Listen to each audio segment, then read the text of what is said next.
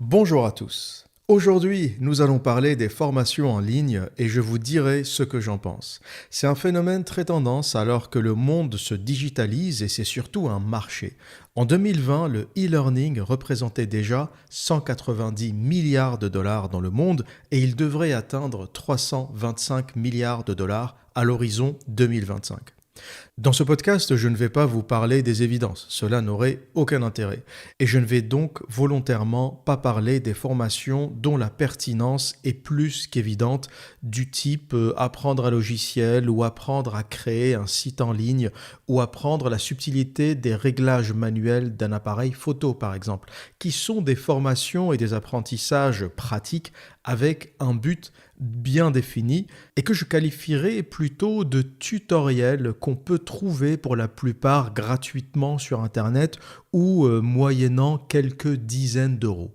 Et je vais donc plutôt vous parler des formations dont la pertinence est un peu plus douteuse et les prix complètement décorrélés du potentiel résultat promis. Ces formations en général promettent à leurs acquéreurs de devenir millionnaires, rien que ça, en très peu de temps, en faisant du dropshipping, de l'immobilier ou encore du trading de crypto-monnaies.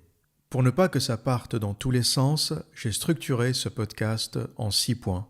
En 1, je vous parlerai du sondage que j'ai lancé sur ma chaîne YouTube dans l'onglet Communauté où je demandais à ma communauté de me dire ce qu'elle pensait des formations en ligne. En numéro 2, je vous parlerai d'un fait divers et d'une fin tragique ou de la fin tragique d'un militaire qui a acheté une formation en immobilier au Royaume-Uni. En 3, je vais vous parler des techniques de manipulation utilisées pour vendre ces formations. En 4, je vous dirai pourquoi je suis dubitatif sur certaines formations et comment je fonde mes doutes. En 5, je vais vous parler des différents types de formations et je vous dirai ce que j'en pense. Donc je vous dirai ce que je pense de l'immobilier, du dropshipping, des crypto-monnaies. Et en 6, dans le dernier point, je vais vous donner quelques conseils honnêtes qui vous permettront de vous former au meilleur rapport qualité-prix. Tout d'abord, le sondage. Je vous ai posé la question suivante. Que pensez-vous des formations en ligne du type dropshipping, immobilier, crypto-monnaie? Eh bien, vous avez été 11% à penser que c'est utile. Vous avez été 45%, une grande majorité, à penser que ça n'avait aucun intérêt, que c'était une arnaque. Vous avez été 6% à avoir déjà acheté une formation et à trouver que c'était très utile. 4% à avoir acheté une formation et à confirmer que c'est de la merde, que c'est complètement inutile. Et 33% d'entre vous n'ont pas vraiment d'idée sur la question. Et il est intéressant de voir parmi ceux qui ont acheté une formation, donc 10% de mon audience, vous êtes un peu plus de la moitié à avoir trouvé que c'était utile et un peu moins de la moitié, 4%, à avoir trouvé que ça n'avait aucun intérêt. Donc, on va dire que c'est assez mitigé, qu'il n'y a pas vraiment d'avis arrêté parmi ceux qui ont acheté des formations. Et pour introduire ce sujet, je vais vous parler d'un fait divers qui a fait énormément de bruit en Angleterre. C'est l'histoire de Danny Butcher, 37 ans, un militaire qui, après avoir quitté l'armée, a voulu se lancer dans l'investissement en immobilier, avec l'intention de gagner un peu d'argent, de mettre sa famille à l'abri, de faire fructifier son capital. Et il est tombé sur un formateur en immobilier qui s'appelle Samuel Leeds, qui était assez connu à l'époque, un peu moins connu depuis ce scandale. Il a perdu beaucoup de clients suite à cette affaire. Et Samuel Leeds est quelqu'un qui avait des techniques extrêmement rodées et qui vendait des formations extrêmement chères. Pour vous donner une idée, l'une de ces formations coûte 13 000 livres sterling, aux alentours de 15 000 euros. Donc Danny Butcher se rend au cours gratuit de Samuel Leeds, c'est souvent comme ça qu'ils arrivent à vous avoir, à vous attirer, ce qu'il appelle le crash course. Donc il y va, Samuel Leeds commence à lui vendre une petite formation et puis petit à petit lui présente les formations les plus chères. Il commence toujours par vous présenter la formation argent, puis gold, puis platinum. C'est toujours comme ça en fait que ça commence. On essaye de vous faire dépenser des petites sommes au départ pour ensuite vous vendre la grosse formation qui est censée marcher à 100%. C'est un peu comme ça que l'avait vendu ce formateur en immobilier. Il lui avait dit « avec ma formation, ma technique est tellement rodée que en quelques années, tu seras millionnaire en immobilier. J'ai des techniques pour acheter, j'ai un réseau, j'ai un groupe Facebook avec des investisseurs qui vont te mettre en contact avec des agents immobiliers. Il lui avait raconté toute une histoire qui lui disait que ne t'inquiète pas, en dépensant ces 13 000 livres sterling, c'est de l'argent bien dépensé et tu vas devenir millionnaire. C'est du sûr, c'est du certain. Et il a réussi à le convaincre.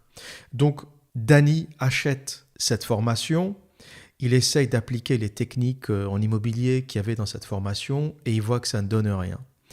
Il commence à paniquer parce qu'il avait dépensé 13 000 livres, c'était toutes ses économies, il n'y a pas d'argent qui rentre, il avait honte de parler de ça à sa famille parce que souvent les gens qui se font arnaquer n'osent pas en parler parce qu'ils se doutent de la réaction de leurs proches. Quelqu'un qui te dit « j'ai dépensé 13 000 euros dans une formation immobilière », la première chose que tu vas lui dire c'est « t'es con, qu'est-ce qui t'est arrivé, t'es fou, mais pourquoi tu mets autant d'argent dans un truc pareil? Tu mets 100 balles, 200 balles, mais pas 13 000 livres ». Donc il s'isole, il commence à déprimer et il finit par se suicider. Et cette affaire est assez représentative du marché de la formation. Quelque part, comme tous les marchés, ou comme dans tous les marchés, il y a une offre et il y a une demande. L'offre, c'est des formateurs avec un panel qui va de la petite formation sur un logiciel ou de la petite formation pour créer son site web qui est complètement légitime et qui n'est pas délirante.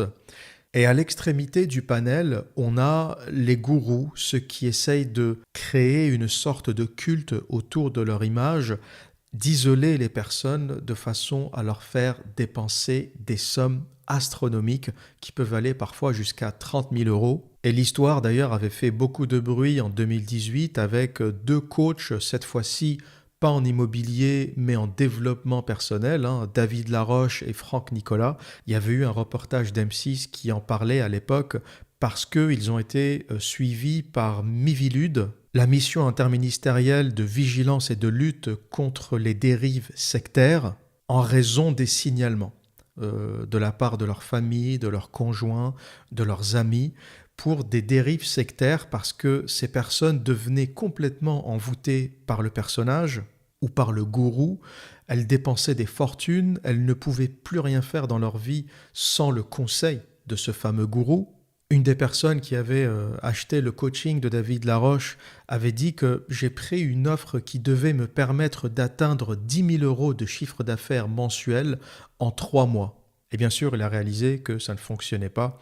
Et vous trouverez plein de témoignages, je vous mettrai l'article en description de cette vidéo, de beaucoup de gens qui ont acheté ces coachings en développement personnel pour des montants astronomiques, comme je vous le dis. Il y en a qui déclarent avoir dépensé 6 000 euros, 7 500 euros, jusqu'à 30 000 euros. Et le pire, c'est qu'il y avait même toute une organisation autour. Quand vous allez à ces coachings au départ gratuits, on vous explique que même si vous n'avez pas les moyens de l'acheter, eh bien on peut mettre en place un plan financier avec la banque pour pouvoir payer sur plusieurs fois, etc.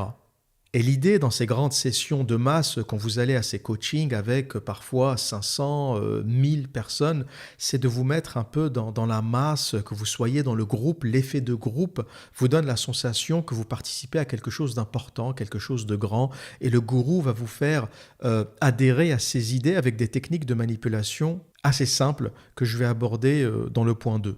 Et donc, je vous disais que c'était un marché avec une offre d'un côté. Donc, l'offre, ça va du petit formateur jusqu'au gourou sectaire. Et il y a une demande. Et dans la demande, c'est pareil. Dans la demande des gens qui veulent se former, il y a les très rationnels qui vont acheter une formation précise sur un sujet bien précis, sur un logiciel précis et qui ne vont pas dépenser de fortune. Et il y a les désespérés qui sont au bout de leur vie, qui ont des difficultés et qui se disent coûte que coûte, c'est ma dernière chance, cette formation c'est vraiment ma dernière chance, et ils vont prendre les économies d'une vie, le peu qui leur reste, ils vont jeter tout cet argent dans cette formation en espérant que ça sera leur dernière chance, en espérant que ça sera la formation qui va les sauver, qui va les sortir de la misère. Et c'est ces gens-là qui sont vulnérables parce que ils ne sont pas dans la volonté rationnelle et précise d'apprendre pour améliorer leurs compétences et avoir peut-être un meilleur poste, un meilleur salaire, etc. Mais c'est des gens qui sont dans le désespoir complet, qui ne savent parfois même pas pourquoi ils le font. Ils trouvent un peu de réconfort chez ce gourou qui leur explique que avec cette technique, ils pourront atteindre leur potentiel et sortir de la misère. Et c'est ça qui conduit à des aberrations du type acheter une formation à 10 000 balles, à 30 000 balles. Et c'est ces gens-là que Miviludes, l'organisme chargé de contrôler les dérives sectaires en France, essaye de protéger. Et pourquoi je vous ai raconté ce fait divers? C'est bien pour comprendre que ces histoires de formation, c'est pas uniquement un jeu, ça peut mener à des fins tragiques. Il y a de vrais malades dans cet environnement, il y a de vrais pervers narcissiques, il y a des gens qui s'en branlent complètement de vous, de ce que vous allez devenir. Et d'ailleurs, Samuel Litz n'a jamais dédommagé la famille, n'a jamais remboursé la famille de ce militaire. Il faut savoir qu'il a laissé une veuve et un enfant. Et Samuel Litz a simplement dit moi je lui ai rien promis, il était libre d'acheter, c'est pas de ma faute. Alors que c'est complètement faux. C'est complètement faux sur ses formations à 13 000 livres sterling. Il promet la réussite. Il explique que c'est la formation qui va débloquer complètement votre potentiel, qui va vous transformer en millionnaire en immobilier. Et d'ailleurs, ce bonhomme avec son costard à 80 balles et sa tête de castor se présente à chaque fois dans toutes ses vidéos comme millionnaire. Il commence ses vidéos en disant bonjour, ici Samuel Litz, millionnaire en immobilier. Et c'est incroyable, tous ces gens qui se présentent en tant que millionnaires. Je ne comprends pas comment on peut se présenter comme millionnaire. Millionnaire, c'est pas un métier, c'est pas une compétence. Et les vrais millionnaires, les vrais riches, ne se présentent jamais comme ça. Est-ce qu'un jour, tu as vu Donald Trump prendre le micro et dire bonjour Donald Trump, milliardaire? Ou Elon Musk dire salut Elon Musk, milliardaire? Ça marche pas comme ça. On ne dit pas combien on gagne, c'est pas un métier, c'est pas une compétence, c'est la conséquence du travail qu'on a fait. Et voir ce mec qui n'a rien d'un millionnaire, ça se voit à sa dégaine, ça se voit à la façon dont il parle, ça se voit, il respire la fraude, il respire l'arnaque. D'ailleurs, je vous le donne en mille, vous savez ce qu'il faisait avant de devenir formateur en immobilier? Il était illusionniste. Il n'a pas choisi son métier par hasard. Il était magicien, il faisait des petits tours de magie dans des cabarets. Il a vu que ça marchait pas. Il a compris qu'il y avait un marché de l'immobilier, une attente, plutôt un marché de la formation, parce qu'il gagne de l'argent en faisant des formations et il ne gagne rien en immobilier. D'ailleurs, toutes les personnes qui ont fait des enquêtes suite au suicide de ce militaire ont posé des questions à Samuel Litz en lui disant « Mais où sont toutes ces maisons, tous ces appartements que tu dis avoir? On n'a rien trouvé en ton nom. » Parce qu'on peut faire des recherches sur les registres et on peut trouver à qui appartient une maison. On n'a jamais rien trouvé qui appartienne à Samuel Litz, à part une seule maison qui doit coûter 120 000 livres sterling dans le nord de l'Angleterre. Et il a répondu que en fait, j'utilise des entreprises pour acheter. Donc tous mes biens sont au nom de mes entreprises. Et les gens ont dit, d'accord, très bien, donne-nous le nom de ces entreprises et on va voir quel est ton capital, quel est ton patrimoine. Puisque tu cries partout que tu es millionnaire, tu ne le caches pas. Donc montre-nous tes maisons, montre-nous ces millions. Bon, vous avez compris qu'il n'a jamais rien montré. Il est millionnaire de rien du tout et son seul business, c'est les formations. Et pour ceux qui ont eu le malheur de le croiser, le malheur de connaître cette tête de castor, eh bien, je dirais au mieux, ils ont perdu un peu d'argent, au pire, ça s'est fini en suicide tragique. Et maintenant, je vais vous parler des techniques qu'utilisent ces formateurs pour vendre. Parce que avant d'arriver à vendre quelque chose, il faut qu'ils aient de la crédibilité. Le problème, c'est qu'ils n'en ont pas. Ce ne sont pas des gens qui ont réussi avant dans quoi que ce soit, et on n'arrive pas à trouver leur historique d'ailleurs, comment ils ont commencé, d'où est venu cet argent.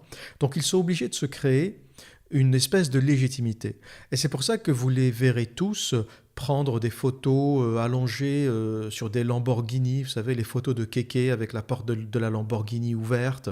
Ou alors ils se filment dans des Airbnb, des appartements luxueux qui ne leur appartiennent pas, mais tout le monde peut louer un Airbnb à 120 € la nuit, ça sera un joli appartement parisien avec des moulures, des machins, et tu filmes ça et tu mets ça sur YouTube. Il y en a qui se sont fait attraper, parce qu'avec Internet, avec un snapshot de l'appartement, tu peux le retrouver sur un site et tu peux en déduire que c'est pas son appartement. Tu peux faire tes petites recherches et débugger un peu le mensonge de ces gens-là. Et le premier qui a lancé ça, le premier qui a inventé la tendance, c'est Tai Lopez. Il est peut-être pas connu dans le monde francophone, mais dans le monde anglophone, c'est un mec qui a saoulé la terre entière avec sa publicité Here in my garage, ici dans mon garage. Here in my garage, just bought this new Lamborghini here. It's fun to drive up here in the Hollywood Hills. But you know what I like a lot more than materialistic things? Knowledge. In fact, I'm a lot more proud of these 7 new bookshelves that I had to get installed to hold 2,000 new books that I bought. It's like the billionaire Warren Buffett says, the more you learn, the more you earn. C'est une publicité qui a saoulé la terre entière. Je ne pouvais pas aller sur YouTube sans avoir une vidéo de Tai Lopez. Et Tai Lopez, il se prenait en photo, ou plutôt en vidéo, dans son garage avec une Lamborghini et une bibliothèque de livres. Et il expliquait que grâce à tous ces livres, grâce à la lecture de ces livres, il a réussi à acheter la Lamborghini et que knowledge, le savoir, c'est vraiment la clé de tout. Alors, dans le principe, il n'a pas tort, le savoir, c'est la clé de tout. Mais le but derrière, c'était pas du tout de vous donner des recommandations de lecture. Le but, c'était de vous vendre une formation où il vous expliquait comment il a rencontré des mentors, comment il a commencé à lire, comment il a créé son premier business, comment... tout le but derrière, c'était la formation. Mais il avait besoin d'une crédibilité parce que Tai Lopez, c'est personne. Et il faut bien comprendre que toute cette mode de ces millionnaires ou de ces pseudo-millionnaires qui louent des Lamborghini, d'ailleurs, Tai Lopez, pour la petite histoire, avait oublié le tag de l'entreprise de location sur une des Lamborghini qu'il conduisait. Et il s'est fait choper plusieurs fois comme ça, et les gens ont compris que ce mec était une arnaque, qu'il n'avait rien d'un millionnaire. Mais aujourd'hui, ce qui arrive dans la sphère francophone, c'est ce qui s'est passé, Tai Lopez, c'est 2014, c'est ce qui s'est passé il y a 7 ans, 10 ans aux États-Unis. Et vous avez dans la sphère francophone plein de gens qui, 10 ans plus tard, ont repris un peu les techniques de Tai Lopez, des gens comme Yomi Denzel, des gens comme Théophile Elliott, qui se prennent en vidéo, qui se filment dans des appartements luxueux, devant de belles voitures, ou en train de siroter un cocktail en disant voilà comment j'y suis arrivé. Et derrière, c'est le même délire. Ils vont vous vendre la petite formation dropshipping, la petite formation immobilier. Et pourquoi ils ont besoin de faire ça? C'est pour se construire une image. Parce que quand tu es personne, tu es obligé de montrer ou de vendre une image de richesse pour pouvoir attirer des clients. Quand tu es quelqu'un, tu n'as pas besoin de faire ça. Quand tu es Elon Musk, quand tu es Zuckerberg, quand tu es quelqu'un qui a réussi dans la vie, quand tu es Bernard Arnault, tu n'as pas besoin de t'allonger comme un kéké sur une bagnole en expliquant que tu es millionnaire. Tu n'as pas besoin de faire ça. Tu fais ça quand tu n'as rien en fait. Tu loues un appart à 150 balles, tu loues une Lamborghini, ça coûte pas très cher. Et à Dubaï, par exemple, ça coûte rien. Dubaï, c'est l'un des endroits où la voiture de sport coûte le moins cher à la location. Et tout le monde, toi, moi, pouvons nous prendre en photo devant une Lamborghini. C'est pas un signe de richesse, c'est surtout un signe que tu es en train de devenir un kéké. Et une autre technique de manipulation qu'on trouve beaucoup dans ces cercles, c'est une technique sectaire aussi, pratiquement, c'est de vous faire adhérer au groupe, de créer une espèce de synergie de troupeau. Et quand vous allez dans leurs cours privés, vous remarquerez quelque chose, mais c'est une technique bidon aujourd'hui, il n'y a que ceux qui ne s'intéressent pas au marketing, qui ne la connaissent pas, c'est qu'ils vont vous faire lever la main constamment. Ils vont vous dire qui a envie de devenir riche et vous allez lever la main. Et ils vont vous poser une autre question, par exemple, qui veut atteindre l'indépendance financière, puis vous allez lever la main. Qui en a marre d'avoir des fins de mois difficiles et vous allez lever la main. Et ce que vous ne savez pas, c'est qu'à chaque fois que vous levez la main, vous entraînez votre cerveau à adhérer au groupe.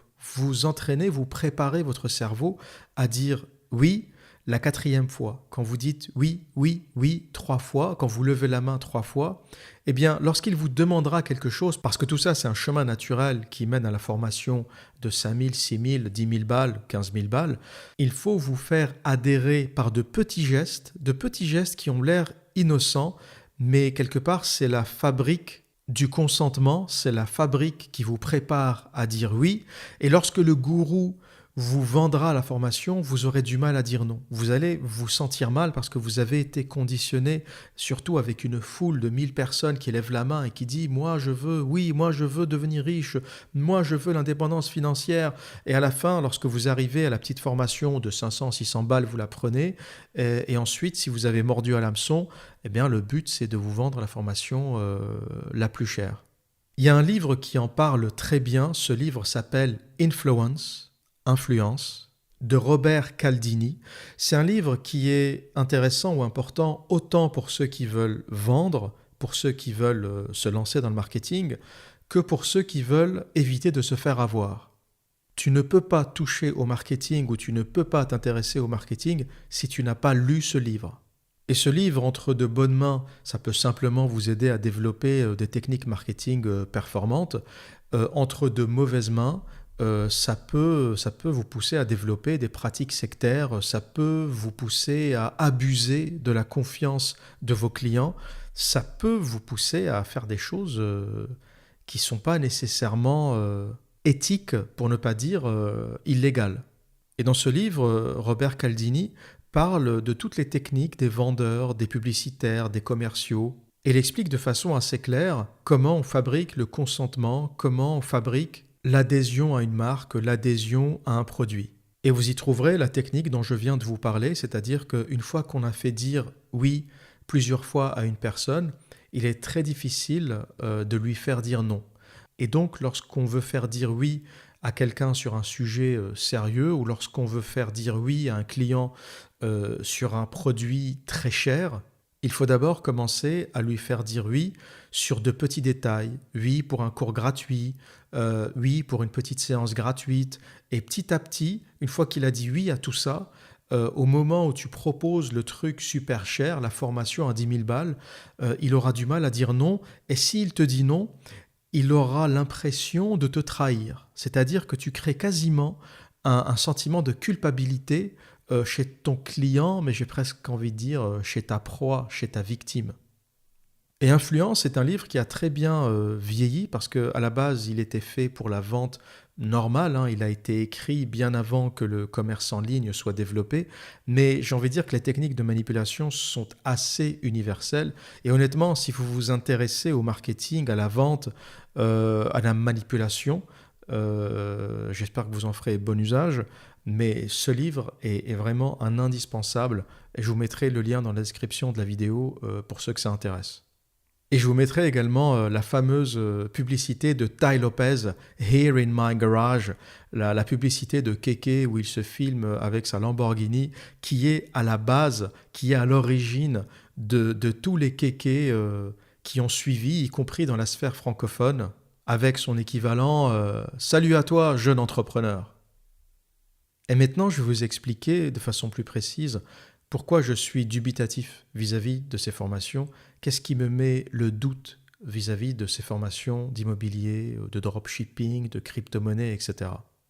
Sans trop rentrer dans le détail de chaque formation, le premier point qui m'interroge, mais qui surtout m'agace au plus haut point, c'est qu'ils se présentent tous comme des millionnaires. Tous sans exception. Ils ne vont pas te dire ou ils ne vont pas avoir la modestie de te dire « Voilà comment je génère 10 000 euros par mois ou 5 000 euros par mois sur Internet ou même 500 euros. Hein, ça n'a pas besoin d'être des montants énormes. Si tu génères un peu d'argent sur Internet, c'est déjà très bien. Et il y a beaucoup de gens qui aimeraient juste avoir un supplément à leur salaire de 500, 600 euros, 700 euros sur Internet.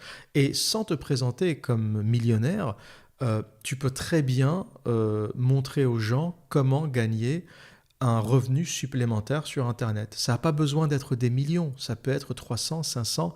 Il y a plein de gens qui seraient intéressés juste par ça, sans nécessairement devenir millionnaire.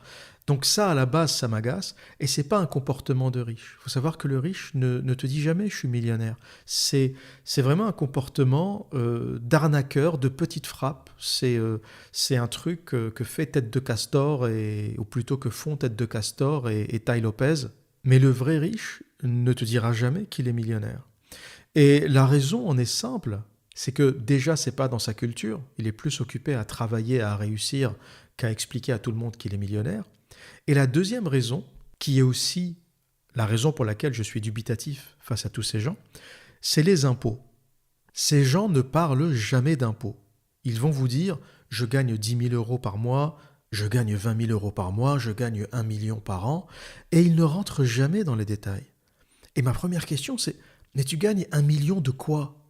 1 million brut, 1 million de chiffre d'affaires, 1 million… » D'accord, 1 million de chiffre d'affaires, ça ne veut rien dire. Tu peux faire 1 million de chiffre d'affaires et faire des pertes. Tu peux faire 1 million de chiffre d'affaires et 1 000 euros de bénéfices. Ça ne veut absolument rien dire. Et combien tu payes d'impôts sur ça ? Et c'est ça qui m'interroge et qui me dit que ces gens n'ont jamais manipulé d'argent, n'ont jamais eu d'argent entre les mains. Lorsque j'ai commencé à gagner un peu d'argent, mon obsession première, c'était les impôts. Mon obsession, la chose à laquelle je pensais tout le temps, c'était les impôts. Pourquoi ? Parce que j'ai réalisé à quel point ils étaient élevés. C'est une question que tu ne te poses pas quand tu es salarié, parce que tout est prélevé à la source et tu ne t'interroges pas, tu te dis voilà, je connais mon salaire net et je m'en branle du reste. Mais quand tu es indépendant et que tu commences à gagner un peu d'argent, la façon dont tu optimises l'impôt fait une différence énorme sur ce que tu touches. Lorsque tu commences à payer 15 000, 20 000, 30 000, 50 000 euros d'impôts par an, avoir un bon comptable, ça peut faire une différence énorme. Et au départ, je passais mon temps à essayer de m'informer, à appeler mon comptable, à discuter, à savoir quel placement pourrait faire des déductions d'impôts, quel investissement pourrait générer des déductions d'impôts. J'ai appris que l'investissement dans la retraite, par exemple, faisait qu'on payait moins d'impôts. Au Royaume-Uni, on avait un abattement de 25% sur tout l'argent qu'on investit sur sa retraite. Et donc, c'est un moyen légal de payer moins d'impôts tout en investissant dans sa retraite. Et j'ai passé les premières années, je veux dire les 2 premières années, parce que je ne connaissais pas ça, c'était pas mon domaine, j'ai jamais gagné autant d'argent, et j'ai passé les premières années à savoir comment optimiser cet impôt pour ne pas me faire massacrer par le fisc britannique, par le HMRC. Et quand je vois des gens comme Yomi Denzel, qui vit au Royaume-Uni ou qui vivait à une époque au Royaume-Uni et qui ne parle jamais d'impôts, je me dis mais est-ce que t'en payes des impôts ? Alors, ou ils sont dans l'illégalité et ils ne payent pas d'impôts, ils se disent, bon, ça c'est de l'argent gagné sur Internet, le fisc n'a pas à le savoir, etc. Et donc ils sont dans l'illégalité complète, ou ils ne gagnent pas tant d'argent que ça, et du coup l'impôt c'est pas un problème. Mais quelqu'un qui gagne du fric et qui ne parle jamais d'impôts, c'est pas normal. C'est pas normal, il y a un truc qui cloche. Après, il y en a qui vont aussi à Dubaï. Et ils n'y vont pas pour le soleil, ils y vont parce qu'on ne paye pas d'impôt à Dubaï. Il n'y a pas d'impôt sur le revenu, c'est zéro. Donc tout ce que tu gagnes, c'est pour ta pomme. C'est pour ça qu'il y a beaucoup d'influenceurs, de gens de la télé-réalité, même des gens qui vendent des formations, qui vont à Dubaï et ils n'ont jamais l'honnêteté de dire que je vais à Dubaï pour ne plus payer d'impôt en France. Ils vont vous dire j'y vais pour le soleil, Dubaï c'est génial, alors que Dubaï c'est insupportable, c'est la pire ville que j'ai jamais vue de ma vie. Il fait une chaleur pas possible, il n'y a rien à y faire. Plus de 3 jours à Dubaï, je me tire une balle dans la tête. C'est un enfer sur terre, ce truc. Et à côté, tu as des influenceurs qui te disent « Ouais, génial, je suis sur la marina, Dubaï, c'est super. » En fait, il n'y a rien de super à Dubaï. Ils y vont parce qu'ils ne payent pas d'impôts. Et vous savez, en business, il y a quelqu'un qui avait dit, je ne me souviens plus qui c'était, mais la règle numéro 1, quand tu gagnes de l'argent, quand tu commences à gagner un peu de fric, la règle numéro 1, c'est de fermer ta gueule. Et la règle numéro 2, c'est de ne pas oublier la règle numéro 1. Chez les riches, chez les vrais riches, on ne parle pas d'argent. Pourquoi ? Parce qu'on ne veut pas attirer l'attention, on ne veut pas se faire voler, on ne veut pas se faire kidnapper, on ne veut pas attirer l'attention du fisc, on ne veut pas payer plus d'impôts qu'on ne devrait le faire. Et chez les vrais riches, en général, la discrétion, c'est le mot d'ordre. Et tu verras que le fonctionnement naturel ou le réflexe naturel, quand tu commences à gagner du fric, c'est de ne pas en parler. Tous ceux qui étalent leur argent, tous ceux qui étalent leur pseudo-fortune, en général, il y a un but derrière. C'est ou expliquer à leur audience qui est complètement captivée, qui est complètement sous l'emprise d'un gourou, leur montrer qu'ils gagnent du fric, et quelque part, ça valide un peu leurs produits ou leurs techniques. Ou c'est des pervers narcissiques, c'est d'anciens pauvres qui sont devenus riches, et donc c'est un peu le syndrome du nouveau riche. Tu as été pauvre toute ta vie, tu as vécu dans la misère, et donc dès que tu gagnes 3 000 euros, tu les mets à l'écran et tu montres aux gens que que tu as gagné du fric, hein. Mais ça, c'est le comportement du kéké, du nouveau riche, de celui qui n'a jamais eu vraiment d'argent entre les mains, qui a souffert lorsqu'il était gamin. Et il y a beaucoup de nouveaux riches qui sont d'anciens pauvres, parce que le nouveau riche, c'est aussi un ancien pauvre. Mais il ne se présentera jamais comme ancien pauvre, il se présentera comme nouveau riche. Et tous les gens qui n'ont pas manipulé d'argent dans leur enfance, qui ne sont pas nés dans des familles aisées et qui arrivent à la richesse très tard sans avoir d'éducation, sans être éduqués à l'argent, ont ce comportement de kéké d'afficher leurs gains à l'écran, de parler de leur argent, de dire combien ils gagnent. Alors que le comportement par défaut, c'est de ne pas parler de ton argent, de ne pas dire combien tu gagnes. Le vrai riche sait se taire. La première règle, la règle numéro 1 du riche, c'est ferme ta gueule. Et la règle numéro 2, c'est n'oublie pas la règle numéro 1. Et maintenant, je vais vous parler des différents types de formations et ce que j'en pense. Et pourquoi je pense aussi surtout que ça ne marche pas. Tout d'abord, le dropshipping. La figure emblématique du dropshipping en France, c'est Yomi Denzel. Quelqu'un qui se présente comme un étudiant fauché, qui a fait fortune dans le dropshipping et qui est devenu millionnaire en quelques années. Et le dropshipping, c'est quoi pour ceux qui ne connaissent pas et pour l'expliquer simplement? C'est créer une espèce de site proxy, une page web où tu mets des produits que tu vas trouver sur Alibaba, sur Amazon, je caricature un peu, mais à peine, que tu achètes en gros et que tu essayes de vendre en détail sur ton site et tu prends une petite marge. Mais ces produits ne t'appartiennent pas, c'est pas un stock, tu n'as rien du tout, tu n'as pas la logistique. Les gens achètent sur ton site et la vraie vente ou l'achat se fait sur Alibaba par exemple. Et pour diriger le trafic vers cette page, parce que ce site, personne ne le connaît, une fois que tu l'as créé, que tu y as mis des produits, eh bien ils vont vous bombarder de publicité. Donc Facebook, Google Ads, etc. Et ils dépensent un budget énorme en publicité. Et d'ailleurs, comme Tai Lopez, Yomi Denzel a bombardé Internet. Il n'y a pas une fois où je me suis connecté sur YouTube et où je ne suis pas tombé sur sa vidéo.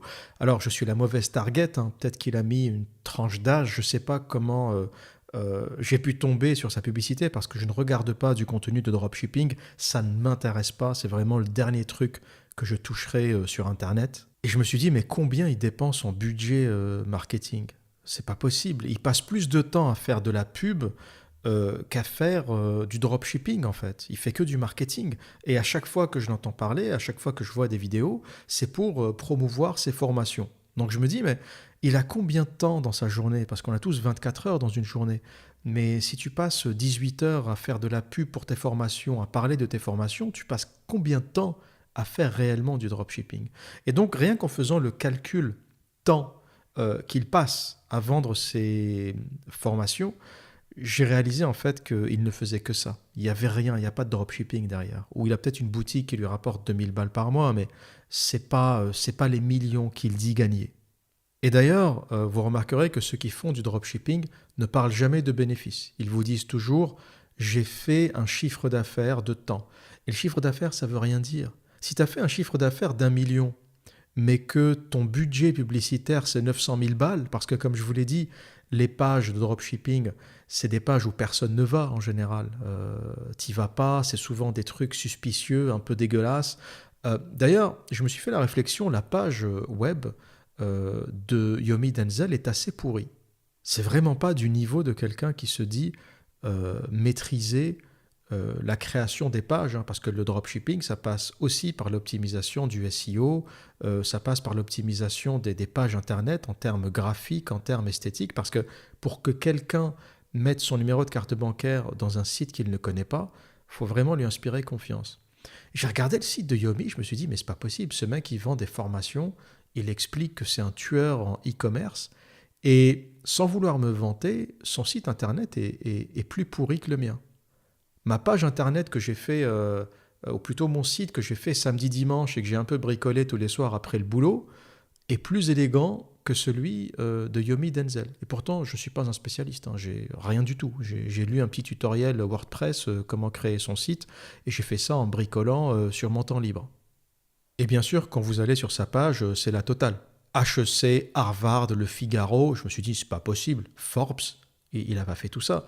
Donc j'ai regardé, je me suis dit, tu peux pas être diplômé de HEC et de Harvard aussi jeune. C'est pas, il y a un truc qui cloche. Il y a un truc qui cloche. Et en plus, il parle très mal anglais, donc je sais pas comment il a pu faire des études à Harvard. Donc j'ai un peu regardé. Et en fait, HEC, c'est pas l'école polytechnique. Ça n'a rien à voir, mais c'est peut-être fait pour duper, hein. Ce qu'il présente comme HEC, c'est en fait un site qui s'appelle HEC Onomiste ou HE Conomiste, Journal des étudiantes. Et je me dis, pourquoi afficher ce truc sur ton site? Ça n'a aucun intérêt, personne ne le connaît. Donc moi, je devine que c'est pour faire l'illusion qu'il a été à HEC. Et qui plus est, ça se trouve juste à côté, sur sa page, du logo Harvard. Et là, je me dis, Yomi, t'as vraiment fait Harvard? Avec ton anglais de travers, là, t'as fait Harvard? Et là, pour la petite histoire, il n'a jamais fait Harvard. Il a fait un petit bootcamp à Harvard que vous aussi pouvez faire. C'est quoi un bootcamp? C'est un stage. Et vous pouvez aussi faire un stage à Harvard, à Stanford. Ça coûte un peu d'argent, je ne sais pas quels sont les tarots, mais c'est beaucoup moins qu'une année universitaire à Harvard. Une année à Harvard, c'est à peu près 50 000 $, un peu plus, si on vous laisse y rentrer. Le plus dur, c'est d'y rentrer. Mais un bootcamp, c'est peut-être quelques milliers de dollars. Tout le monde peut y aller. Et c'est un peu la nouvelle méthode de l'esbrouf. Vous savez, c'est encore américain. Tout ce qui arrive aujourd'hui en France, c'est de l'américain. Le marketing a été inventé par les Américains. Et je vous encourage, si vous voulez vous éduquer au marketing, allez directement à la source. Allez lire et écouter des Américains traduits en français. Mais dans la sphère francophone, c'est pas notre tradition. En France, on a de la bonne cuisine, on a de la bonne pâtisserie, on a de très bons chocolatiers, mais le marketing, on ne l'a pas inventé. Le marketing est américain. Donc, quand tu veux apprendre à faire du bon pain, tu viens en France. Quand tu veux apprendre à faire du marketing, tu vas aux États-Unis. Tu vas à la source. Et j'ai réalisé qu'en plus de ne pas être très élégant esthétiquement, le site de Yomi n'était pas très clair sur son cursus. C'est quoi HEC? C'est pas Polytechnique, c'est un autre truc. Mais tu as quand même mis le logo HEC qui peut en tromper certains. Harvard, c'est quoi? Tu as un diplôme de Harvard? Tu as fait quelque chose à Harvard? Est-ce que tu peux être clair? Est-ce que c'est un bootcamp? Est-ce que c'est un master? Qu'est-ce que tu as fait à Harvard? Mais moi, je vous le dis, c'est un bootcamp de quelques mois que tout le monde peut faire, vous et moi. Ça demande juste les moyens financiers pour y aller. Mais ça n'a rien à voir avec un diplôme d'Harvard. Pareil pour le Figaro et Forbes. Vous pouvez vous publier sur le Figaro, sur Forbes. Vous pouvez acheter un article dans ces journaux. Ce n'est pas du tout un gage de qualité, de célébrité. Ça ne veut surtout pas dire que vous êtes millionnaire. Et d'ailleurs, quelqu'un comme Elon Musk, je prends beaucoup Elon Musk comme exemple parce qu'il est complètement à l'opposé de ces gens-là. Si vous voulez, ces gens-là sont rien et ils essayent de vous faire croire qu'ils sont quelque chose, alors que Elon Musk est tout. C'est quand même l'homme qui est en train d'envoyer des fusées dans l'espace. C'est quand même l'homme qui est en train d'inventer le spatial, la technologie, ou plutôt l'industrie aérospatiale privée. Et en termes de marketing, il ne fait rien sur son nom. Vous ne verrez jamais une page d'Elon Musk avec le logo Harvard, le Figaro, ou plutôt Forbes ou Huffington Post. Vous ne verrez jamais ça. Parce que la valeur d'Elon Musk, elle est intrinsèque. La valeur d'Elon Musk, c'est lui. Il n'a pas besoin d'aller faire un bootcamp à Harvard ou d'expliquer qu'il a eu tel diplôme. Et d'ailleurs, dans l'un des entretiens les plus célèbres d'Elon Musk, au sujet des diplômes, il a expliqué qu'il s'en foutait complètement des diplômes. Il avait dit qu'il n'embauchait plus les gens sur la base des diplômes, ou du moins ce n'est plus le critère essentiel. College or which university? No, Where it's not.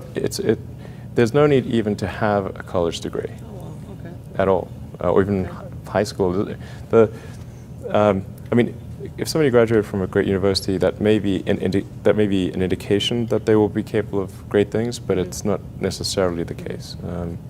If you look at, say, people like Bill Gates or Larry Ellison, Steve Jobs, these guys didn't graduate from college. All dropouts, yeah. But if you had a chance to hire them, of course, that would be a good idea. Yeah, okay. Donc il est complètement à l'opposé de ces guignolos qui passent leur temps à vous afficher des diplômes Harvard, HEC pour montrer un peu leur valeur. Donc ils n'ont pas de valeur intrinsèque. Et voilà ce qui me pousse à dire, qui ne sont pas légitimes ou que derrière leur fortune ou plutôt derrière leur réussite relative, il y a plus de ventes de formations que d'argent sur le dropshipping. Et c'est tout simple, hein. Regardez combien de temps ils passent à parler de leur formation. Si c'est 80% du temps ou si c'est 90% du temps, vous faites le rapport temps-argent, eh bien 80% de leur argent ou 90% de leur argent vient des formations. C'est simple, l'effort que tu mets à parler de quelque chose, c'est proportionnel à ce que ça doit te rapporter. S'il parlait à 90% de son business de dropshipping en montrant ses pages web, en montrant combien il gagne, j'y croirais peut-être. Et encore, vous savez qu'on peut trafiquer les pages HTML et donc les gens qui vous montrent des pages HTML, faites très attention. J'ai eu beaucoup d'éditeurs me dire « Ah, l'Observateur, tu sais, mais j'ai vu quand même, ils ont rafraîchi leur page et j'ai vu les montants, j'ai vu 1 million, 2 millions. » Trafiquer une page HTML, ça s'apprend et quand c'est ta page, tu peux y mettre ce que tu veux. 1 million, 2 millions, 3 millions. Je peux très bien sur ma page vous mettre un chiffre 2 millions d'abonnés sur la page de mon site, hein. Pas sur YouTube parce que ça ne m'appartient pas, mais sur mon site, je peux vous mettre, voilà, j'ai vendu 3 millions de livres, je peux le faire, c'est ma page. Donc faites très attention avec les faux signaux de richesse du type le montant des ventes sur les pages, les Lamborghini, les études ou les écoles, Harvard, etc. C'est que du vent. C'est que du vent. Pourquoi ? Parce que le succès parle de lui-même. Lorsque tu as vraiment été à Harvard, lorsque tu as vraiment été à Stanford, lorsque tu as monté une boîte qui pèse plusieurs millions, tu passes pas ton temps à afficher les diplômes Harvard sur ta page. C'est aussi simple que ça. Et le dropshipping, à 90% ou dans 90% des cas, ça ne marche pas. Pourquoi ? Parce que les gens n'y vont pas. Et pourquoi les gens n'y vont pas ? Parce que les gens cherchent de la valeur. Si tu me mets un site de dropshipping pour me vendre des gobelets en plastique que je vais aller trouver sur Alibaba, pourquoi je vais les acheter sur ton site ? Les seuls qui font vraiment du fric, c'est ceux qui font du e-commerce, qui n'a rien à voir avec du dropshipping. Le e-commerce, c'est que tu as un produit qui est à toi, que tu as développé, ou un produit qui n'existe pas sur Amazon, qui n'existe pas sur Alibaba, et que tu as importé et que tu es le seul à vendre.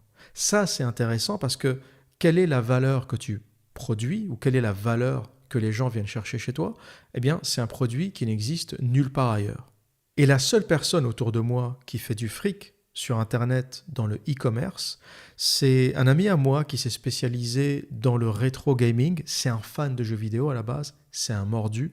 Il avait commencé à collectionner des cartouches de Super Nintendo, de Mega Drive, pour ceux qui connaissent, hein, les consoles de jeux vidéo des années 90. Ou début des années 90. Et il a vu qu'il y avait un vrai marché autour de ça. Donc il a créé sa page eBay, une page business.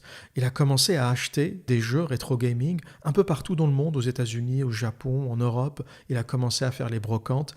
Et certains jeux, les plus rares, coûtent extrêmement cher. Il y a des pièces aujourd'hui de ces anciennes consoles qui coûtent, les jeux Neo Geo, par exemple, c'était un peu la Rolls-Royce des consoles à l'époque, qui se vendent 3 000, 3 500, 4 000, 4 500 euros parfois. Des pièces extrêmement rares parce qu'on ne les fabrique plus.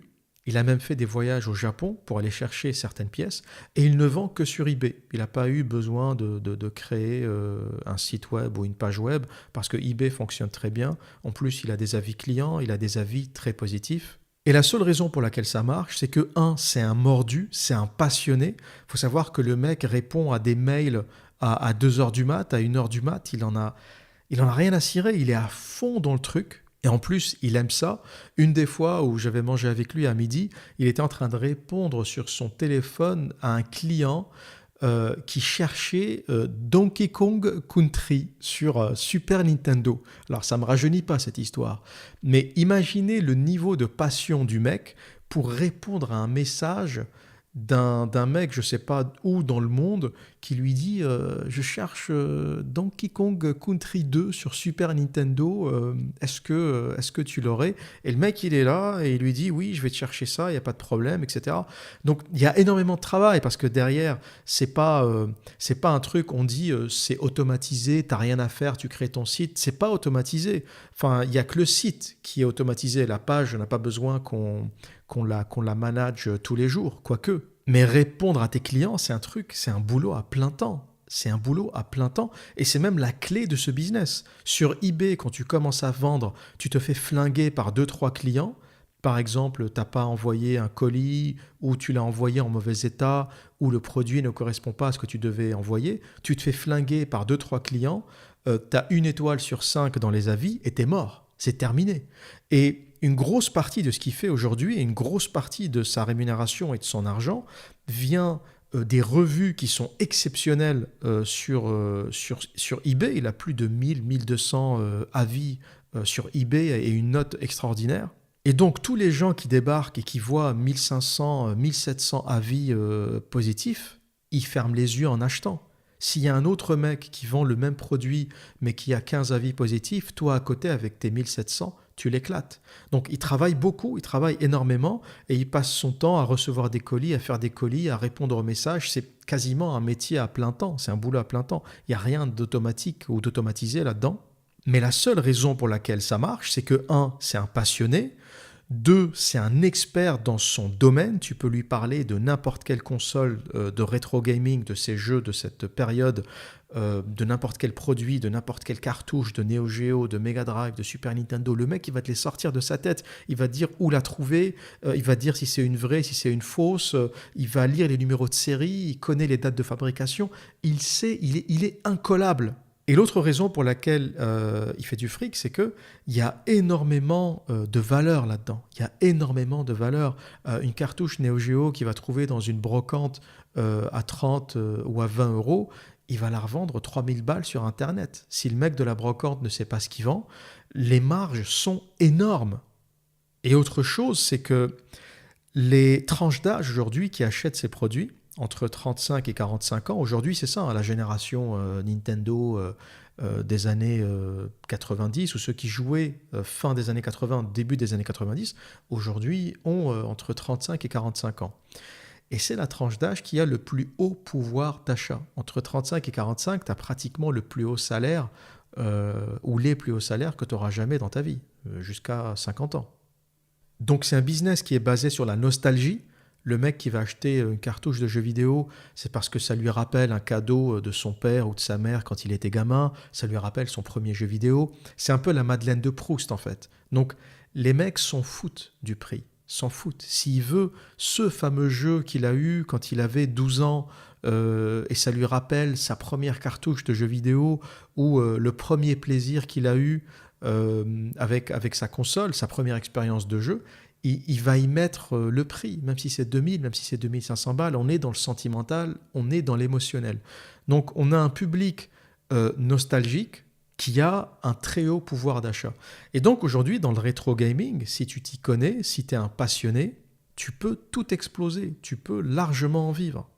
Et pourquoi je vous donne cet exemple, pourquoi je vous parle longuement de cette histoire de eBay, des jeux vidéo, du rétro gaming, c'est pour vous montrer que faire de l'argent, c'est vendre de la valeur.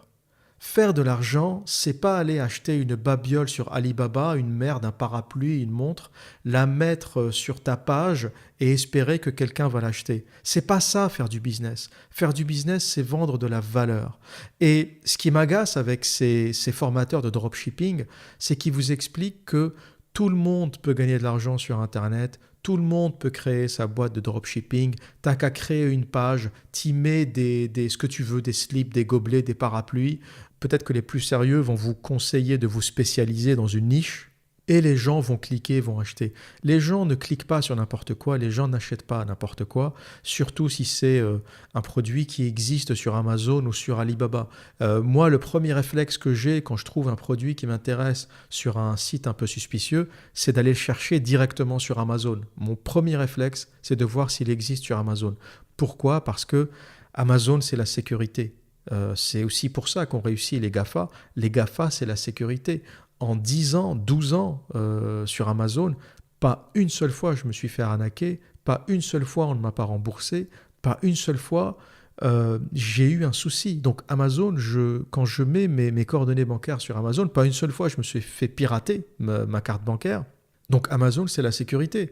Quand je vais sur un site, une page de blog ou un site de dropshipping, avant d'acheter, j'y réfléchis à 2 fois. Même s'il y a HTTPS, que c'est sécurisé, etc., je vais chercher le produit sur Amazon et j'ai de grandes chances de le trouver. Donc voilà pourquoi 99% des sites de dropshipping se cassent la gueule.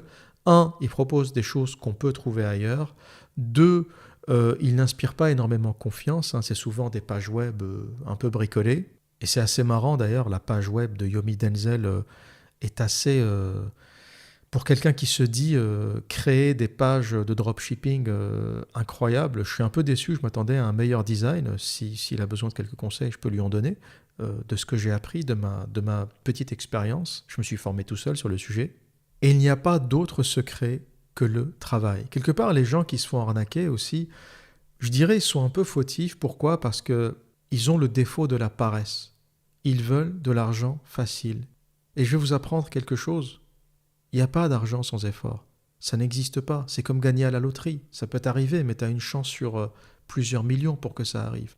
Donc si vraiment tu veux gagner du fric sur Internet, mets-toi sur une niche que tu maîtrises, mets-toi sur une niche que tu aimes aussi, parce que je peux te dire que si tu te mets au rétro gaming, admettons, je t'ai dit, voilà, c'est une niche, il y a un marché énorme, etc. Si tu te mets au rétro gaming, mais que ça te saoule de répondre aux messages, ou plutôt plusieurs messages, il n'y en a pas qu'un, tu auras 20, 30, 40, 50 messages par jour de mecs qui cherchent je sais quoi sur Neo Geo ou Donkey Kong Country 3, je peux te garantir que ça va te saouler. Ça va te saouler, tu vas abandonner. Il n'y a que les passionnés pour faire ça. Il n'y a que les passionnés de jeux vidéo pour répondre à ce genre de messages pendant qu'ils sont en train de manger avec un ami ou le soir chez eux à 2h du matin. Donc si tu n'as pas ce niveau de passion, même si le rétro gaming c'est un marché énorme, tu vas te casser la gueule. C'est pas ta niche, t'es pas passionné, tu seras un peu une espèce de fraude dans ce domaine. Donc, je crois beaucoup plus au e-commerce qu'au dropshipping. Je crois beaucoup plus au e-commerce, c'est-à-dire une page web où tu vends un produit qui n'existe pas ailleurs, un produit que tu as trouvé lors d'un voyage au Japon, en Chine, en Malaisie, peu importe. Un produit à haute valeur ajoutée qu'on ne trouve pas partout, dans lequel il y a vraiment une niche, une volonté, une attente. Et ensuite, tu peux le marketer, faire de la publicité autour. Mais si c'est pour vendre le paquet de slip à 15 € que tu as trouvé sur Alibaba, me le mettre sur une page web que tu as créée et me dire « viens acheter chez moi », t'es à côté de la plaque. T'es à côté de la plaque et tu vas juste perdre de l'argent en faisant de la pub et en achetant des formations parce que ton paquet de slip à 20 €, tout le monde s'en branle. Pour ce qui est de l'immobilier, l'un des personnages qui a fait le plus de bruit, c'est Théophile Elliott. Alors Théophile Elliott, il doit avoir une vingtaine d'années, je ne sais pas, 27, 28 ans. Il explique pareil, il est millionnaire, il a plein d'appartements, etc. Et moi qui bosse dans le bâtiment, c'est mon domaine de prédilection. Théophile Elliott, j'ai assez rapidement compris qu'il ne savait pas de quoi il parlait, parce que j'ai réalisé qu'il faisait beaucoup d'erreurs lorsqu'il parlait des chiffres, lorsqu'il parlait du rendement locatif, lorsqu'il parlait du montant des travaux, parce qu'il fait des visites dans des, soi-disant, des logements à lui en rénovation, et il dit voilà combien j'ai acheté, voilà combien ça m'a rapporté. Et dans son comportement, j'ai compris qu'il ne captait rien, ni au bâtiment, ni aux travaux, ni au montant des travaux. Et autre chose, c'est que l'immobilier, c'est quelque chose qui prend énormément de temps. Ça consomme énormément de temps. C'est un boulot à plein temps. Et comme pour Yomi Denzel, Théophile Elliott passe 90% de son temps à faire la promotion de ses formations. Donc je me dis, là aussi il y a un problème. Tu devrais passer 90% de ton temps à chercher des biens, à gérer les travaux, à les rénover. Parce qu'il dit aussi, ah oui, moi je mets tout ça en autogestion, je m'en occupe pas. Bon, tous les gens qui ont de l'immobilier savent très bien que l'autogestion, c'est pas aussi automatisé que ça. Que c'est à toi de gérer, c'est à toi. Le gestionnaire, il fait l'interface, mais c'est toi qui gères ce que tu dois dépenser, c'est toi qui gères les travaux qui doivent être faits. Moi, mon gestionnaire, il me bombarde de mails. C'est pas automatisé. Il faut arrêter de croire la facilité. Il faut arrêter de croire les gens qui vous vendent la facilité. C'est fatigant. Et ceux qui ont des biens immobiliers et qui m'écoutent savent très bien de quoi je parle. Un bien immobilier, même un seul, c'est du temps, c'est de l'investissement, c'est des réparations, c'est des locataires qui partent, qui viennent, c'est des frais d'agence immobilière, c'est des remises en location qui sont coûteuses parce qu'à chaque fois qu'on remet en location, on paye des frais de dossier. C'est un coup de peinture qu'on doit faire à chaque fois qu'un locataire part, qu'un locataire vient. Donc c'est du temps. Et quand j'entends ces gamins, parce que c'est un gamin, 27-28 ans, me dire j'ai plusieurs dizaines d'appartements, je suis millionnaire, et je le vois comme ça nonchalant, dire que c'est facile, ne jamais raconter les difficultés, je me dis il a jamais eu un appartement de sa vie, le mec. C'est pas possible. Et ce qui m'a complètement convaincu qu'il racontait de la merde, une fois il avait donné une décomposition de son rendement locatif et il avait donné un chiffre des impôts qu'il devait payer sur le bien. Et il était complètement à côté. Il était complètement à côté. Je ne saurais pas vous dire dans quelle vidéo, c'est il y a très longtemps, j'étais tombé dessus par hasard. Il était à côté de la plaque, c'est-à-dire que le mec ne sait pas calculer ses impôts locatifs. Donc, quand tu as une audience qui a jamais acheté, qui n'a pas de bien immobilier, que tu as des gamins, que tu as les 18-25 ans qui espèrent devenir millionnaires, tu leur donnes ça, ils bouffent matin et soir. Les mecs, ils n'ont jamais payé d'impôts sur l'immobilier, ils n'ont jamais fait de travaux, ils n'ont jamais rien eu. Mais lorsque tu es un peu sérieux, que tu as eu de l'immobilier, que tu as acheté, que tu as vendu, tu comprends un peu que bon, ces mecs sont à côté de la plaque et qu'en réalité, ils ont peu, pour ne pas dire pas d'immobilier, et que leur vrai business, c'est les formations. Sans compter les dérives que je considère comme étant dangereuses parce que dans certaines de ces vidéos, je l'ai entendu dire prenez un prêt étudiant et conseillez aux jeunes de prendre un prêt étudiant pour acheter de l'immobilier. Et ça, c'est limite, on est limite dans l'illégalité, hein. Ça, c'est poussé à l'illégalité. Un prêt étudiant, ne faites jamais ça, ne faites jamais ça, ne prenez jamais un prêt étudiant pour acheter de l'immobilier. Vous êtes fous, vous êtes fous. Les taux sont plus élevés que pour de l'immobilier. La banque ne vous a pas prêté pour ça, donc ne le faites pas. Arrêtez ces bricolages. Vous allez juste vous casser la gueule. Vous allez juste monumentalement vous casser la gueule, perdre du fric et vous retrouver à la même case. Arrêtez de tomber dans la facilité. Éduquez-vous comme il faut. Faites vos expériences. Et je vais vous le dire, la meilleure formation en immobilier, c'est quand tu achètes de l'immobilier. Il n'y a pas d'autre formation. La meilleure formation, j'aurais pu lire tous les livres sur l'immobilier, ou j'aurais pu faire toutes les formations sur l'immobilier. Je n'ai jamais autant appris que quand j'ai acheté, en fait. Et d'ailleurs, les expériences qu'on a, les vraies expériences de vie, on les trouve nulle part. Ni dans les livres, ni dans les formations. La formation, elle vous raconte un conte de fées.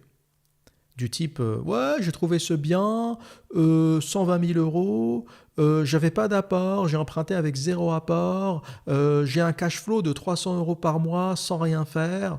Une fois que j'ai remboursé la banque, je l'ai mis en autogestion, j'ai quasi rien à faire. Tu te dis, mais t'as envie de lui foutre 2 claques dans la gueule, le mec. Comment t'arrives à être rentable sur un produit pareil? Comment t'achètes à 120 000 balles avec 0 apport et arriver à être rentable? Dans l'immobilier, il n'y a pas de secret. Pour être rentable, pour générer du rendement, il vous faut 25% du montant du bien. Voilà, c'est le calcul que j'ai fait de toute l'expérience que j'ai. Quand tu mets 10% qui est le minimum demandé par les banques, 10% sur un bien, ben tu es à peine rentable. Et le meilleur investissement, on va dire le sweet spot en Angleterre, quand tu achètes et que tu veux vraiment faire une affaire et vraiment avoir du cash flow, la règle que tout le monde suit, c'est 25% d'apport. Je sais, c'est énorme, hein, mais moi je vous dis la réalité, je ne suis pas là pour vous vendre des formations. 25% d'apport et endettement sur 15 ans. Sur 25 ans, tu te fais éclater, tu as les plus hauts taux possibles. Sur 20 ans, c'est déjà un peu mieux.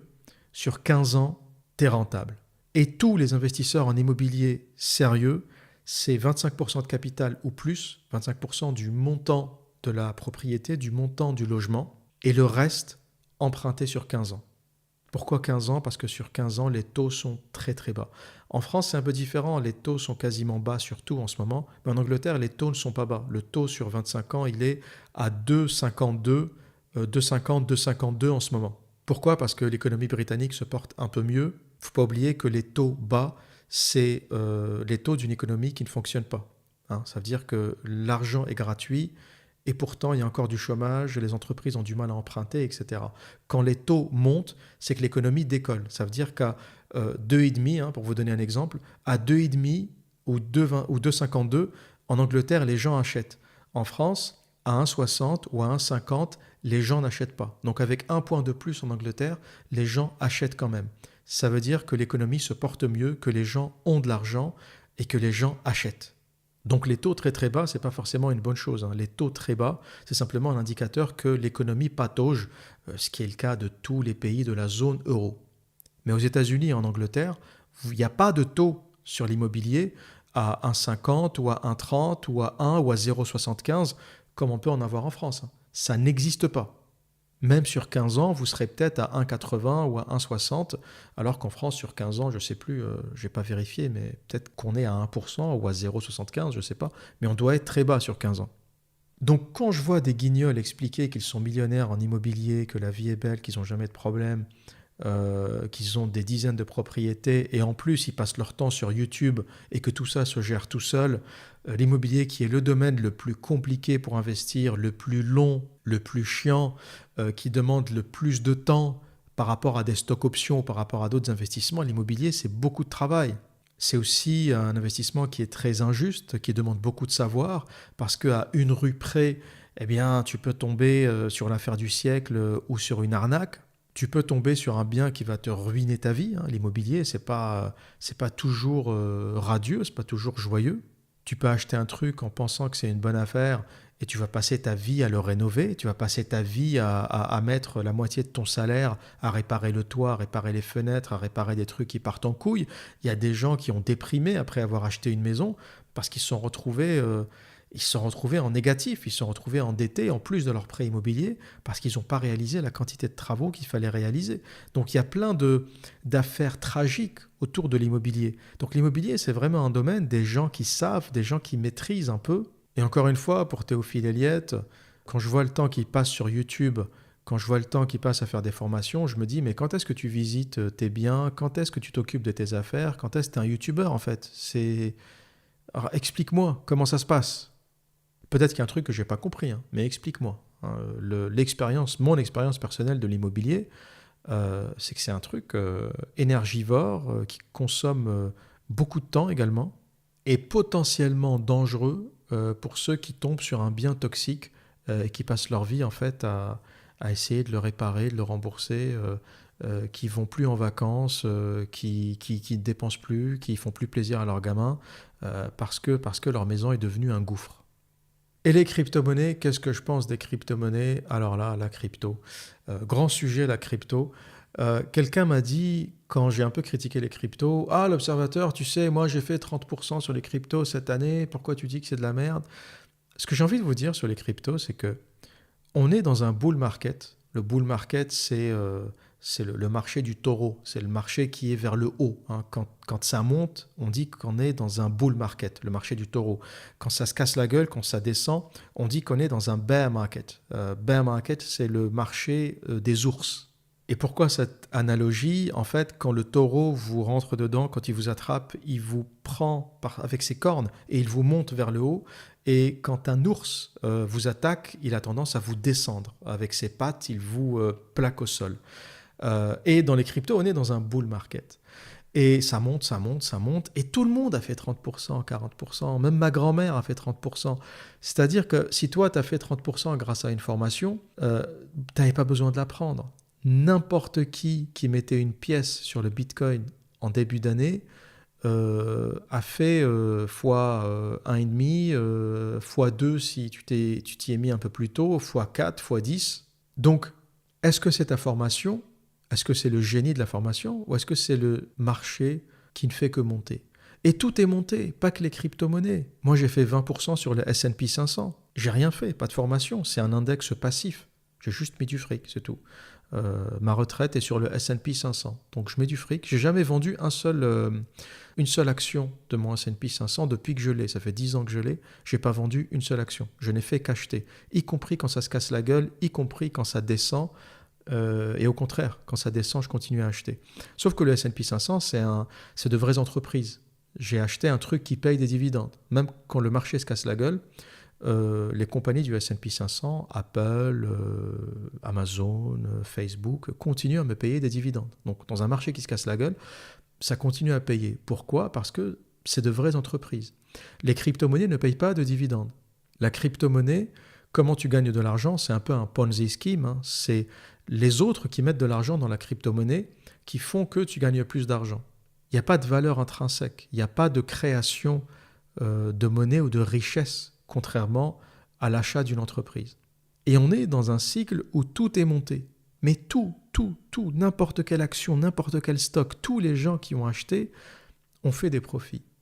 Et j'ai envie de dire, le jour où tu feras 30% avec les crypto-monnaies, avec cette formation, quand ça se cassera la gueule, parce que ça va arriver, là je pourrais te dire chapeau. Le marché se casse la gueule, tu as fait 30%, c'est génial, c'est que tu as trouvé la crypto-monnaie, qui a du potentiel et tu as gagné du fric. Mais ça risque pas d'arriver. Quand ça va se casser la gueule, tu vas perdre de l'argent. On ne sait pas quand. En ce moment, le Bitcoin fait du surplace entre 58 000 et 61 000 $. Il monte un peu, il descend un peu, mais il a arrêté de faire de grandes oscillations. Mais encore une fois, on est dans un marché spéculatif. Le Bitcoin n'a pas de valeur intrinsèque. Certains me disent oui, mais tu sais, le Bitcoin, c'est rare, c'est limité à 21 millions. Oui, mais ce n'est pas parce que c'est rare que ça a de la valeur intrinsèque. Hein. Un cancer des testicules, c'est très très rare. C'est pas pour autant que ça a de la valeur. Il faut arrêter de croire que tout ce qui est extrêmement rare a de la valeur.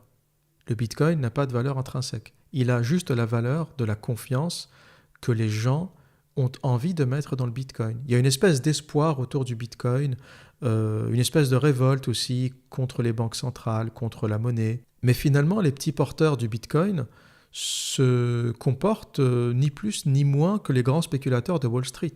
C'est assez marrant ça, parce que les mêmes gens qui disent « Wall Street, c'est pas bien, c'est de la spéculation, c'est de l'usure, ça devrait pas être permis, je m'en fous des banques, je boycotte les banques, et donc je vais acheter du Bitcoin. » Et le mec, il commence à spéculer sur le Bitcoin. Il spécule, il est là, ça monte, ça descend, j'achète, je vends. Mais je me dis, mais t'es pas mieux que le mec de Wall Street. Tu fais quoi? T'es comme lui, tu vends, t'achètes. Tu vends et t'achètes le jean à une jambe, le jean qui sert à rien. Tu vends, t'achètes. Ça sert à quoi le Bitcoin? Je ne peux pas payer mes impôts avec le Bitcoin.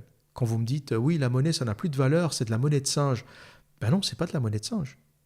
Tes impôts, tu les payes en euros, en dollars, en livres sterling. C'est ça qui fait la puissance de l'État. L'État va te forcer à vendre tes bitcoins pour payer tes impôts. Donc la valeur intrinsèque de l'argent, c'est pas la confiance. Les gens disent « Ah oui, l'argent a de la valeur aussi parce qu'on a décidé que ça avait de la valeur. » C'est la confiance. Le jour où la confiance se casse la gueule, l'argent se casse la gueule. Ben non. Le jour où la confiance se casse la gueule, tu vas quand même payer tes impôts en euros. Et si tu ne les payes pas en euros, tu vas en tôle. Le fisc français n'accepte pas l'Ethereum, le Bitcoin. Donc la valeur intrinsèque de l'argent, c'est les impôts. Tous les commerçants, tous les gens endettés, tous ceux qui ont des crédits immobiliers sur 25 ans, tous ces gens-là remboursent les banques en euros ou en dollars ou en livres sterling. Donc elle est là, la valeur de l'argent. Donc la formation en crypto-monnaie, pourquoi je considère que c'est complètement inutile? Parce qu'on est sur un outil spéculatif, sur un objet spéculatif sur lequel on n'a aucun contrôle. Et une formation en crypto-monnaie, c'est pareil que de faire une formation en météo. Quand tu me dis j'ai acheté une formation en crypto-monnaie, c'est comme me dire j'ai acheté une formation pour savoir s'il va faire beau demain, s'il va pleuvoir, s'il y a des nuages. C'est la même chose. Ni toi, ni moi connaissons la météo de dans 10 jours, 20 jours, 30 jours. Personne ne le sait. Les crypto-monnaies, c'est pareil. Celui qui te dit que je sais ce que fera la crypto-monnaie est un menteur. Et ceux qui montrent leurs résultats aujourd'hui en disant « Regardez, j'ai fait tant, j'ai gagné de l'argent », ils affichent tout le temps leurs résultats, plus 30% en crypto-monnaie, plus 40%. On en reparlera au prochain crash, les mecs. Je défie les formateurs en crypto-monnaie de m'afficher leur plus 10%, leur plus 20% quand le marché sera en train de se casser la gueule. Là, je pourrais être impressionné. Mais dans un marché qui monte, quelque part, tes 30% en crypto-monnaie, moi, je suis en train de les faire sur le S&P 500. Et en plus, j'achète des entreprises. J'achète pas une crypto-monnaie dont je ne sais rien du tout. Ni le mec qui l'a créé. D'ailleurs, il paraît qu'il y a 1 million de bitcoins qui sont la possession, la propriété de Satoshi Nakamoto, le mec qui l'a créé. Et la trouille de tout le monde, on ne sait pas s'il est mort, s'il a disparu, mais la trouille de tous les détenteurs de bitcoin, c'est que ces 1 million se retrouvent sur le marché. C'est que cette personne décide de vendre les 1 million de bitcoin. Et donc 1 million qui arrive instantanément sur le marché, bon, le truc se casse la gueule. Mais on ne sait pas. On ne sait pas s'il est mort, on ne sait pas s'il les a détruits, on ne sait pas ce qu'il en a fait. Et je préfère avoir des stocks d'entreprises, je préfère être sur le S&P 500. Pourquoi? Parce qu'au moins j'ai acheté des entreprises. même lorsque ça se casse la gueule, le S&P 500 peut faire moins 50%, ben, si j'ai 10 stocks de Apple, j'aurai toujours 10 stocks de Apple.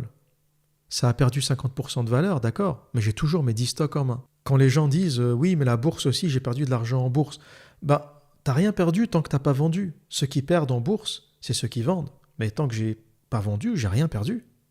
Donc, ce que je vous dirais, c'est voilà, si tu fais partie de ceux qui veulent acheter des formations en météo, si tu penses qu'il y a des formations qui peuvent prédire la météo, eh bien d'accord, achète des formations en crypto-monnaie. Si tu fais partie des gens un peu plus sérieux, je te dirais que ça n'a aucun intérêt. Tu peux continuer à acheter des crypto-monnaies si tu y crois et si tu penses que ça a de l'avenir, et certaines ont peut-être de l'avenir, j'en sais rien. Mais si tu es un peu sérieux, fais-le sans acheter de formation. Ça n'a absolument aucun intérêt. Et on en reparlera. Quand ça va se casser la gueule, laissez-moi des commentaires en bas de cette vidéo et on verra s'ils continueront à faire du 30% dans un marché qui se casse la gueule.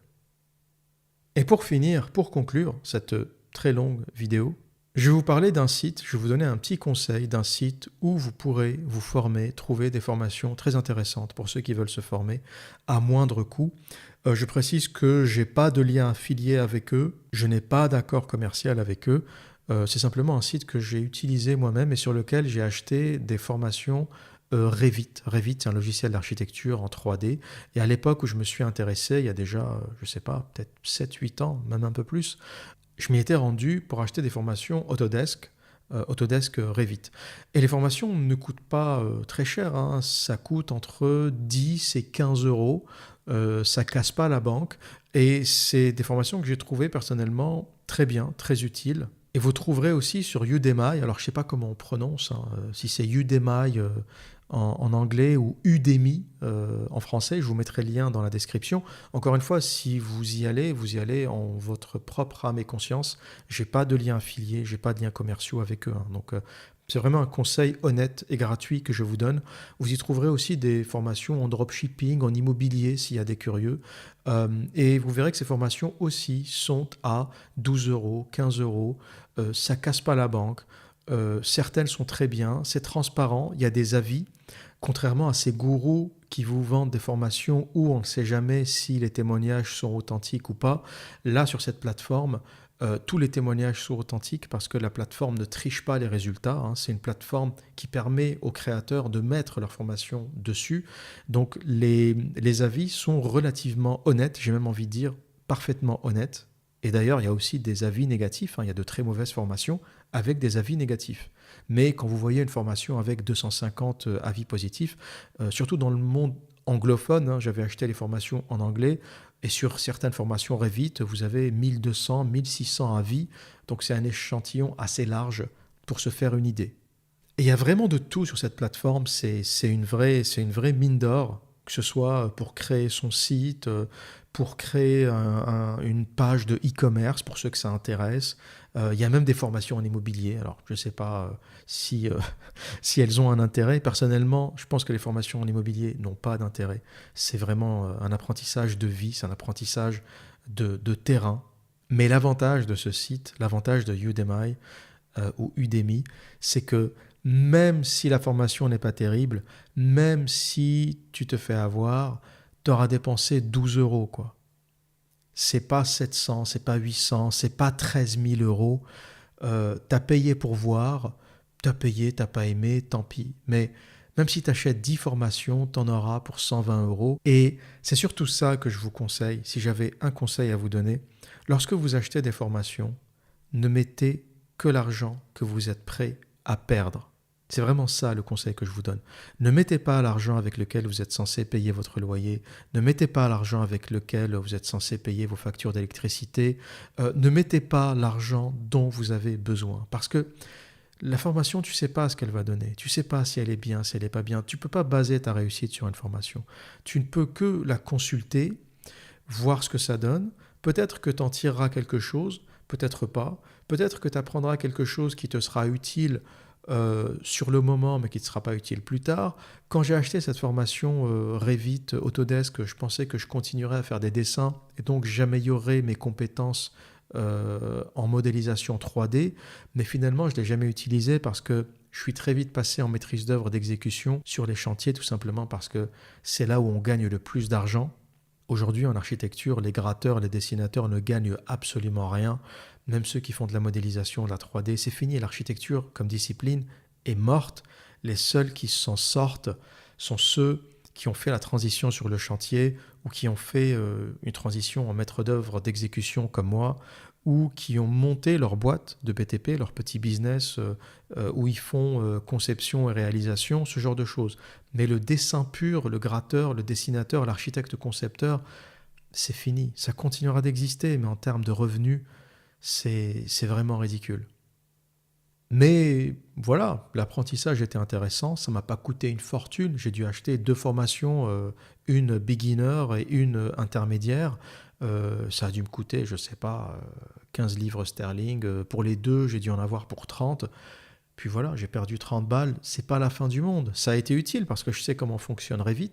Je suis capable de consulter une 3D sur Revit, de faire quelques calculs de surface, etc. C'est utile, mais ça ne m'a pas ruiné.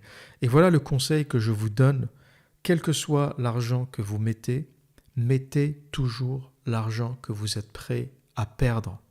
Et les victimes de ces formations, les victimes de ces gourous, les victimes de ces pratiques sectaires sont souvent des gens désespérés qui mettent de l'argent qu'ils ne sont pas prêts à perdre. Ils y mettent l'argent du désespoir, ils y mettent leurs économies, ils y mettent leur salaire, ils s'endettent pour ça. Et c'est là où commence le drame. C'est un peu ça la frontière entre le entertainment, le divertissement YouTube avec les vidéos qu'on voit, les Lamborghini, les voyages à Dubaï, le champagne, etc. Toute cette espèce d'esbrouf qui en fait, c'est uniquement de l'importation de ce que faisait Ty Lopez aux États-Unis. C'est de la poudre aux yeux pour justifier un statut qui n'existe pas. Mais derrière ce divertissement, il y a des gens fragiles, parfois désespérés, qui se lancent à corps perdu là-dedans. Et une fois que ça ne marche pas, et une fois qu'ils réalisent qu'ils ont dépensé les économies d'une vie pour rien, eh bien, ça finit en histoire tragique, comme ce militaire britannique qui a mis fin à ses jours en laissant derrière lui une veuve et un enfant, simplement parce qu'il a cru à une formation en immobilier qui lui promettait richesse et prospérité. Voilà pour aujourd'hui, voilà ce que j'avais à dire au sujet des formations. N'hésitez pas à me dire ce que vous en pensez, n'hésitez pas à me laisser des commentaires en bas de cette vidéo, dans la section commentaires. Dites-moi si vous êtes d'accord avec moi, dites-moi si au contraire vous pensez que j'ai tort sur certaines questions. N'hésitez pas à liker cette vidéo aussi, ça permet de la référencer, c'est comme ça que fonctionne l'algorithme YouTube. Et que dire d'autre ? Eh bien, comme à mon habitude, prenez soin de vous et à très bientôt.